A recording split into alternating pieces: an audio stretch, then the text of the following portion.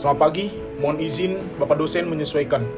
Izin perkenalan diri, nama Taruna Remaja Erik Albert Asunungan Siadari, nomor Taruna 2001110, kelas TD 2.7, nomor absen 6. Izinkan saya memperkenalkan anggota kelompok saya. Kami dari kelompok 1 yang beranggotakan Aulia Irwanda, Muhammad Toriki Dwi Prayoga, Rinda Putra Rapsani, dan juga Waode Zaskia Nur Mulki Dewi.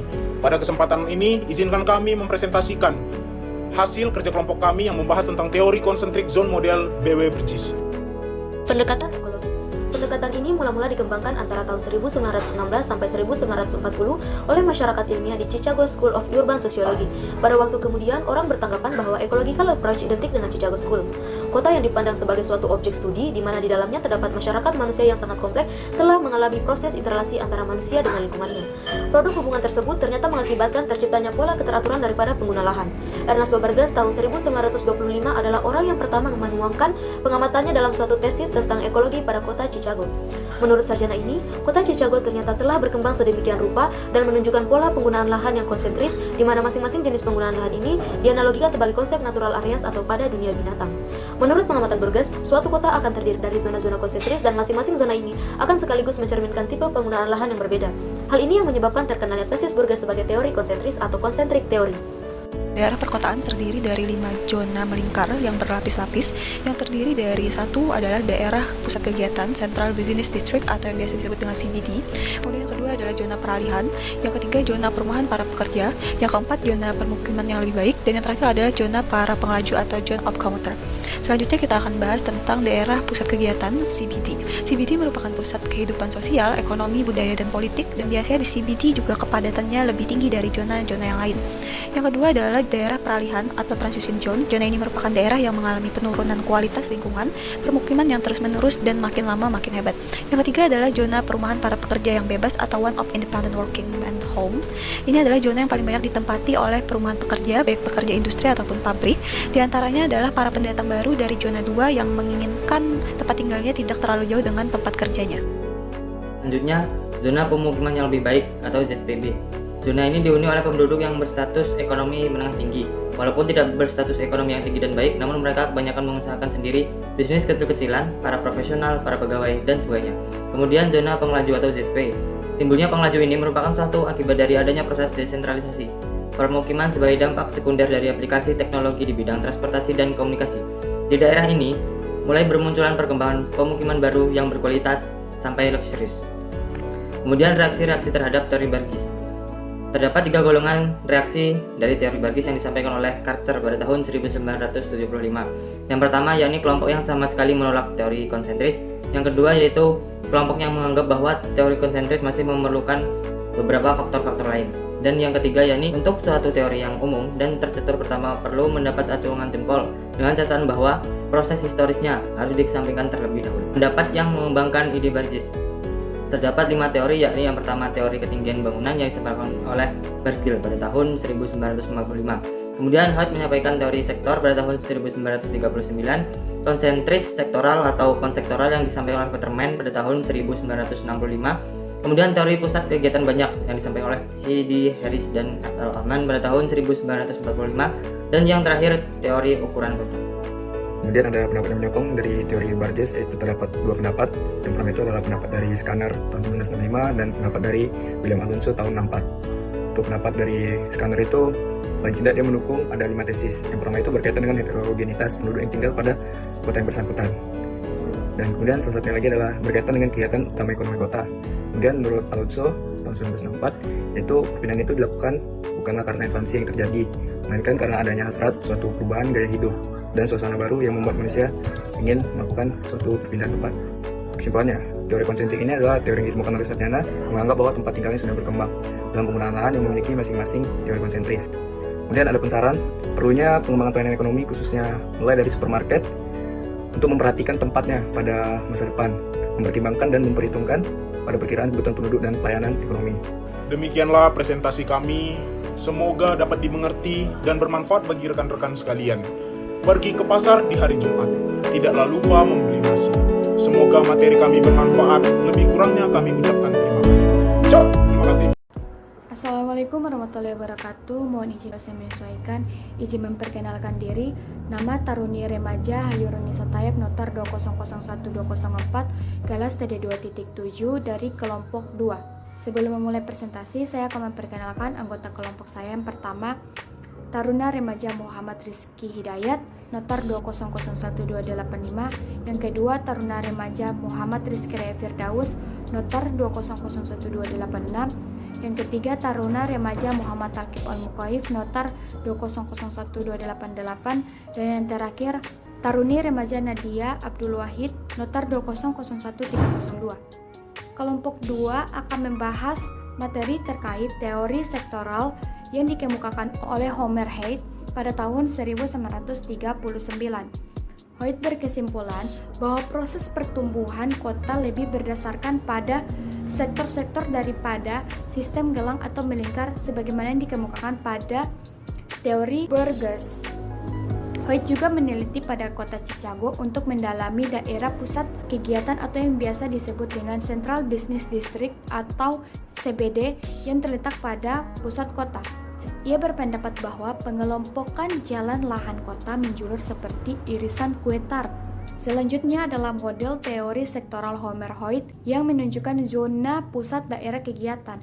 Zona tersebut terbagi menjadi 5 zona. Yang pertama itu zona pusat daerah kegiatan, dan zona kedua zona terdapat grosir dan manufaktur. Zona ketiga zona daerah pemukiman kelas rendah. Zona keempat zona pemukiman kelas menengah, dan zona terakhir zona 5 zona pemukiman kelas tinggi. Struktur serta perkembangan kota menurut teori sektoral ini dapat berbentuk karena para geograf ada hubungannya dengan kondisi geografis kota dan rute transportasinya. Pada daerah datar pemukiman memungkinkan proses pembuatan jalan, rel kereta api, dan kanal yang murah sehingga penggunaan lahan tertentu misalnya perindustrian meluas secara memanjang. Kota yang berlereng menyebabkan pembangunan perumahan cenderung meluas sesuai bujuran lereng. Secara garis besar menurut Aksara 2013 dalam Syah 2020, zona 1 atau zona pusat daerah kegiatan relatif berada pada bagian di tengah kota yang berbentuk bundar dengan fungsi utama sebagai pusat perkantoran, jasa, perdagangan, dan lain sebagainya. Kawasan ini terdiri atas bangunan-bangunan kantor, hotel, pasar, bank, bioskop, pusat perbelanjaan, serta sektor-sektor publik dan perputaran ekonomi lainnya. Zona 2 atau zona grosir dan manufaktur, zona ini membentuk seperti taji dan menjari ke arah luar menembus lingkaran-lingkaran konsentris sehingga gambaran konsentris mengabur. Peranan jalur transportasi dan komunikasi yang menghubungkan CBD dengan daerah luarnya mengontrol persebaran zona 2. Kelangsungan kegiatan pada hall saling sangat ditentukan oleh derajat aksibilitas zona yang bersangkutan. Kawasan ini terdapat pabrik-pabrik kecil atau ringan dan juga toko-toko. Selanjutnya, zona 3 atau zona pemukiman kelas rendah. Zona ini dihuni oleh penduduk yang mempunyai kemampuan ekonomi yang lemah. Persebaran ke ruangan pada zona ini membentuk persebaran memanjang radial sentrifugal, di mana biasanya bentuk seperti ini sangat dipengaruhi oleh adanya rute transportasi dan komunikasi, atau dengan kata lain yang menunjukkan derajat aksibilitas yang tinggi dan identik dengan daerah yang bernilai ekonomi tinggi. Zona 4 atau zona pemukiman kelas menengah. Pada zona ini, kemampuan ekonomi penghuni yang semuanya berasal dari zona 3 memungkinkannya tidak perlu lagi bertempat tinggal dengan tempat kerja.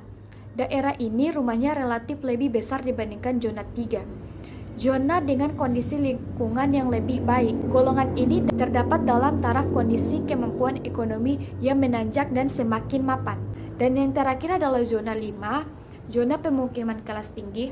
Daerah ini menjanjikan kepuasan, kenyamanan bertempat tinggal. Penduduk dengan penghasilan yang tinggi mampu membangun tempat hunian yang sangat mahal sampai mewah. Oleh J. Turner tahun 1970, kelompok ini disebut sebagai status seeker, yaitu orang-orang yang sangat kuat status ekonominya. dan berusaha mencari pengakuan orang lain dalam hal ketinggian status sosialnya. Kawasan ini biasanya terdiri atas kaum pejabat dan para eksekutif. Sekian teori dari Homer Hoyt. Terima kasih atas perhatiannya. Assalamualaikum warahmatullahi wabarakatuh. Mohon izin, Bapak dosen, mohon izin rekan izin menyampaikan. Pada kesempatan kali ini, kami dari kelompok 4 akan menyampaikan materi tentang nilai lahan. Tapi sebelum itu, saya akan memperkenalkan anggota dari kelompok 4. Yang pertama, saya sendiri, Taruna Remaja Fadil Alikama. Yang kedua, Taruna Remaja Fikri Adogra Aminuddin. Yang ketiga, Taruna Remaja Harun Amin Saleh. Yang keempat, Taruni Remaja Oktilisda. Dan yang kelima, Taruni Remaja Rosalinda Babalang Mutukan. Baik, selanjutnya kita akan masuk ke materi. 1. Konsep nilai. Istilah nilai dianggap bergantung pada konteks. Nilai didefinisikan dari sudut pandang situasi pasar hingga nilai pasar. Nilai pasar itu sendiri dilambangkan dengan MEAN, yaitu harga tunai sebuah properti akan membawa pasar yang kompetitif dan terbuka. 2. Nilai lahan. Menurut Darin Drapkin tahun 1997, nilai lahan adalah suatu penilaian lahan didasarkan pada kemampuan secara ekonomis dalam hubungannya dengan produktivitas dan strategi ekonominya. Menurut Andrian tahun 2016, nilai lahan di perkotaan dan pedesaan berbeda karena adanya perbedaan faktor-faktor penentu peningkatan nilai lahan. Dengan demikian, harga lahan akan menunjukkan suatu pola di mana harga lahan suatu kawasan akan semakin tinggi apabila semakin mendekati lokasi kegiatan fungsional perkotaan. 3. Teori nilai lahan dan faktor lokasi. Hadianto dalam Morales menerangkan beberapa faktor yang dianggap berpengaruh terhadap nilai lahan, yaitu jarak terhadap jalan, drainase, luas tanah, lebar jalan, status jalan, elevasi, kontur, dan bentuk tanah. Yang keempat, pola dan struktur nilai lahan. Berdasarkan pendapat-pendapat dari beberapa teori di atas, dapat disimpulkan bahwa nilai lahan di perkotaan semakin dekat dengan pusat kota yang memiliki aksesibilitas tinggi, maka nilai lahan dan harga lahannya semakin tinggi. Namun semakin menjauhi pusat kota dengan tingkat aksesibilitas terhadap tempat-tempat pemenuhan kebutuhan masyarakat rendah, maka nilai lahan dan harga lahannya pun semakin menurun. Yang kelima, penilaian lahan. Menurut Walcott dalam Maulana mengemukakan bahwa konsep nilai ditimbulkan karena adanya faktor-faktor ekonomi sebagai berikut. Yang pertama, kegunaan, kelangkaan, keinginan, dan daya beli. Faktor penentu nilai dan harga lahan. Beberapa faktor yang menentukan harga lahan sebagai berikut. A. Faktor aksesibilitas. Aksesibilitas merupakan suatu ukuran kenyamanan atau kemudahan pencapaian lokasi dan hubungan satu sama lain. B. Faktor kondisi fisik. Kondisi fisik dapat mempengaruhi tingkat kenyamanan masyarakat. Faktor yang mempengaruhi diantaranya jarak terhadap jalan, status jalan, dan bentuk tanah. C. Faktor sosial ekonomi. Faktor sosial yang dimaksud adalah terkait distribusi penduduk, keamanan dan kenyamanan lingkungan, sedangkan faktor ekonomi adalah jumlah penduduk, pendapatan penduduk, dan kebijakan ekonomi. D. Kebijakan pemerintah. Pengaruh kebijakan pemerintah diantaranya stabilitas politik hingga rencana tata ruang wilayah. Komponen dinamika lahan. Faktor dinamika lahan dikelompokkan berdasarkan spasial dan temporal. 1. Faktor temporal. Bagian A. Perubahan tingkat pendapatan. Perubahan populasi karena masuknya tenaga kerja memungkinkan memerlukan perubahan pola penggunaan lahan untuk mengakomodasi dan meningkatkan permintaan lahan. Perubahan kebijakan pemerintah. Nilai tanah tidak statis tapi berubah dari waktu ke waktu di bawah skenario di mana perubahan undang-undang. Yang ketiga, perubahan kualitas lokasi. Menurut Excel tahun 90 berpendapat bahwa lokasi mempengaruhi nilai dalam hal keuntungan lokasional, aksesibilitas ke sumber daya pilihan atau kompetitif lainnya. Yang keempat, aksesibilitas. Menurut Zhao dalam PIN 2003, kedekatan dalam meningkatkan nilai lahan karena peningkatan aksesibilitas dan penurunan biaya transportasi. Yang kedua, faktor spasial dari lahan. Perubahan spasial lahan, nilai lahan tergantung pada tingkat kondisi permintaan dan penawarannya di pasar. Selanjutnya, keterkaitan pembangunan jaringan jalan terhadap nilai lahan. Menurut Asrini dalam Andriani 2016 menjelaskan pengaruh kualitas serta lokasi suatu lahan akan berdampak pada nilai lahan wilayah tersebut. Selanjutnya, model struktur kota dalam kaitannya dengan nilai lahan. Menurut Yunus dalam Andriani 2016 menjelaskan bahwa struktur kota dibagi menjadi 3 model klasik. Yang pertama, teori zonal konsentrasi, yang kedua, teori sektoral, dan ketiga, teori multiple nuclei. Selanjutnya adalah pemodelan nilai lahan. Metode yang banyak digunakan untuk memodelkan nilai lahan adalah metode hedonik. Metode hedonik ini memiliki rumus P sama dengan F(LSN), yang dimana LSN ini mewakili 3 faktor utama yang berperan dalam memodelkan nilai lahan, yaitu S. struktur atau fisik, N. faktor lingkungan, dan L. faktor lokasi. Baik, berdasarkan materi yang kami sampaikan, dapat disimpulkan bahwa terdapat banyak teori tentang perencanaan tata guna lahan, baik terkait dari segi geografis, transportasi, maupun ekonomi, yang berfungsi sebagai dasar dalam merumuskan rencana tata guna lahan yang diharapkan bisa menghasilkan guna lahan yang sustainable dan produktif. Dari penjelasan tersebut dapat ditarik 4 faktor utama penentu peningkatan nilai lahan, yaitu faktor ekonomi, faktor sosial, faktor kebijakan pemerintah, dan faktor fisik lingkungan. Saya rasa sekian dari kelompok saya. Apabila salah kata dimaafkan. Wassalamualaikum warahmatullahi wabarakatuh.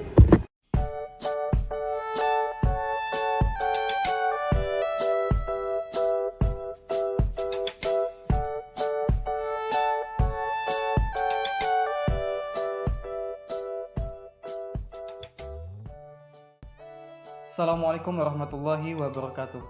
Izin memperkenalkan diri, nama Taruna Remaja Yurista Dani Widya, nomor Taruna 2001424, kelas TD 2.7, izin menyampaikan mengenai teori inti ganda yang merupakan salah satu teori dari perkembangan kota. Teori inti ganda dicetuskan oleh C.D. Harris dan E.L. Ullman dan diterbitkan menjadi jurnal berjudul The Nature of Cities tahun 1945. Menurut mereka, satu kota tidak hanya terdapat satu CBD saja atau satu Central Business District saja, tetapi bisa beberapa CBD.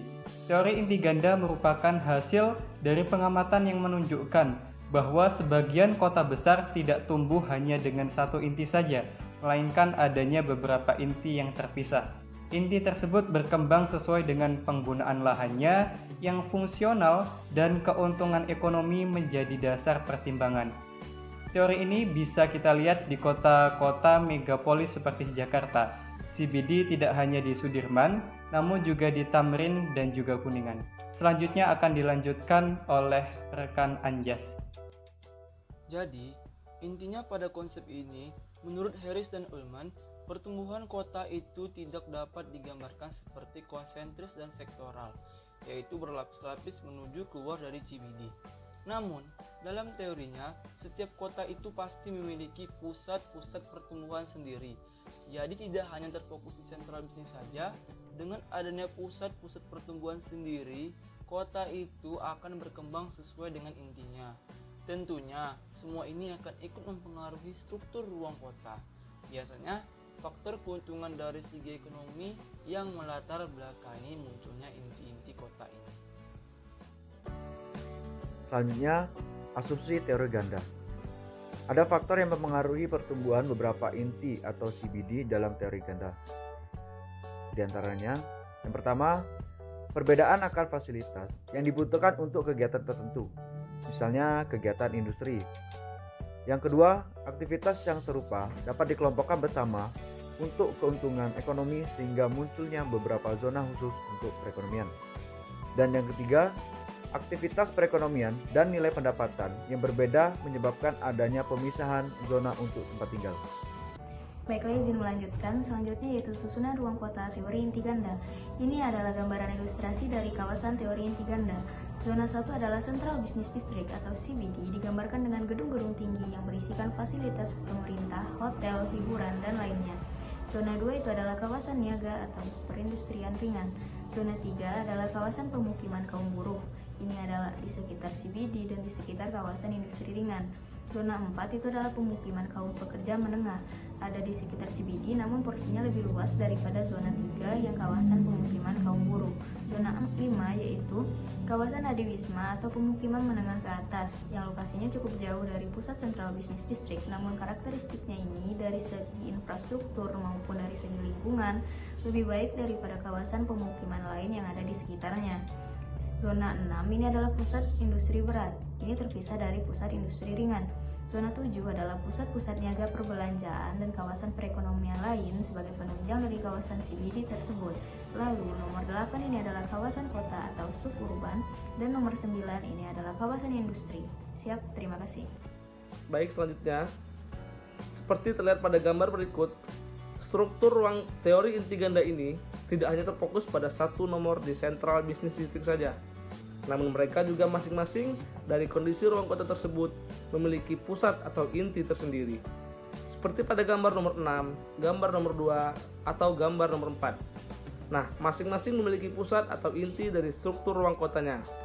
Di Indonesia sendiri, struktur ruang kota ditandai dengan pemanfaatan lahan yang tidak tertata dengan baik, sehingga menimbulkan berbagai macam permasalahan seperti permasalahan pemukiman, pembuatan trotoar, jalan raya, dan perindustrian. Siap, terima kasih.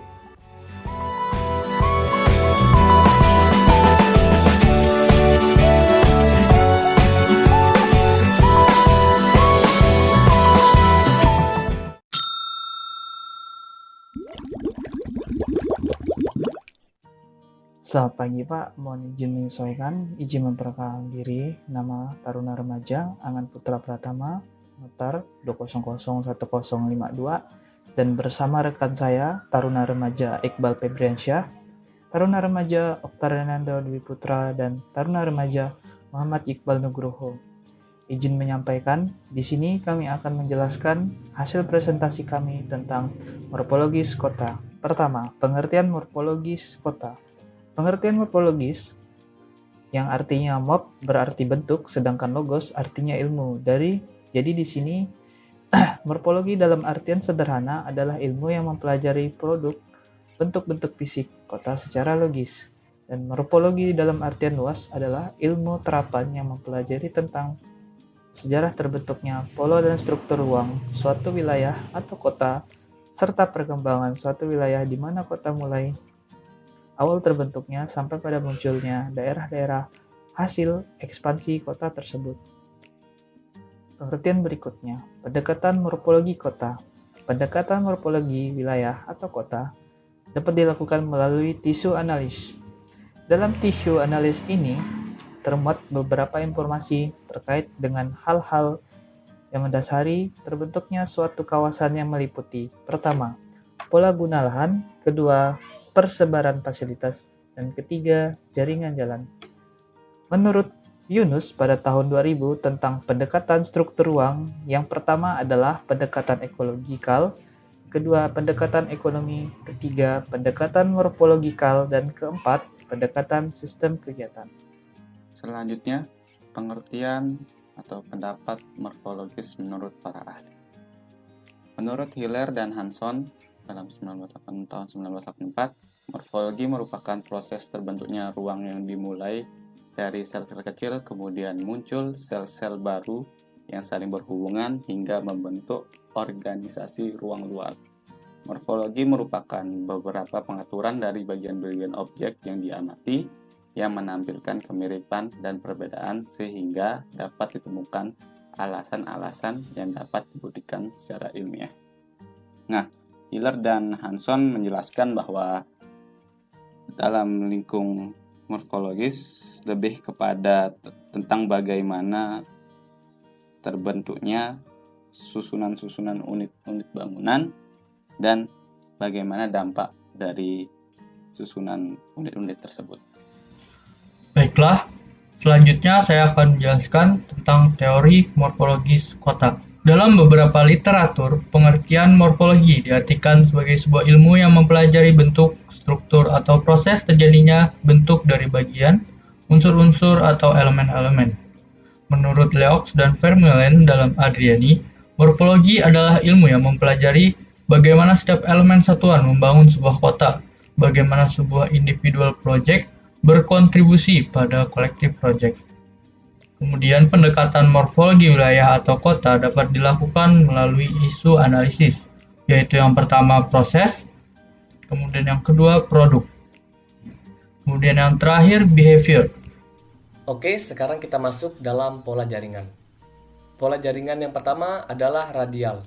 Radial merupakan pengingat jalan antar kota bangun dari satu kota ke kota lainnya.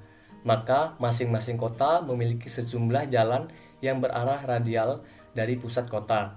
Bila suatu kota diperluas, maka secara alami pembangunan akan terjadi di sepanjang jalan. Yang selanjutnya adalah tributari. Tributari merupakan contoh jaringan jalan dengan hierarki yang baik, yaitu jalan utama, cabang, dan ranting. Yang selanjutnya, pola jaringan grid. Pola jaringan grid adalah contoh yang dipakai pertama kali oleh bangsa Romawi dan dipakai secara luas di Amerika Serikat. Pola ini sangat gampang diterapkan dan mempunyai beberapa keuntungan. Ditinjau dari sisi rekayasa, kemudian lintas. Yang selanjutnya linear. Linear cocok dipakai pada kota kecil, khususnya yang dibatasi oleh topografi. Sekian presentasi dari kelompok kami, kurang lebihnya kami mohon maaf. Kami pamit undur diri. Wassalamualaikum warahmatullahi wabarakatuh.